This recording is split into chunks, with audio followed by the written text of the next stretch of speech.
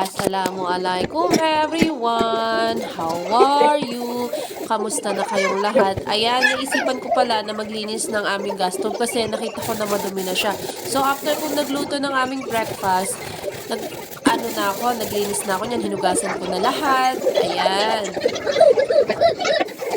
Mahilig talaga akong maglinis, sa totoo lang talaga. Favorite ko talaga ang maglilinis. Kaya alam nyo ba dati, gusto ko talaga mga tulong sa abroad, sa Saudi. Kaso, nung tinaon talaga na bata pa ako, so hindi pa ako pwede mga tulong sa abroad. Yun talaga ang pangarap ko, mga tulong sa abroad. Kaya, eto na ako ngayon. Nagtatrabaho sa sariling bahay para sa aking mga anak, sa aking anak. O, di ba? Kaya nga, ako'y favorite ko talaga ang paglilinis talaga, sa totoo lang talaga. O, di ba?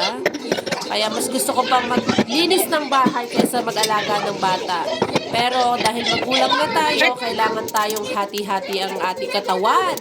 Mag-alaga ng bata, maglinis, magluto, o diba? Kaya, ayan, natapos na rin ako maglinis.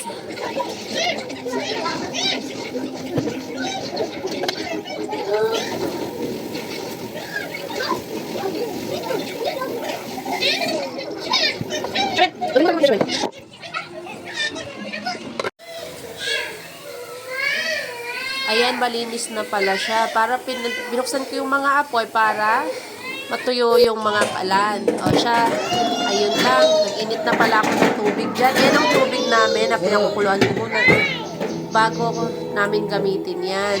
Ayan, natutuwa talaga ako kasi nakalinis na ako ng isa. O siya, ayun lang. Assalamualaikum. Jazakallah khairan.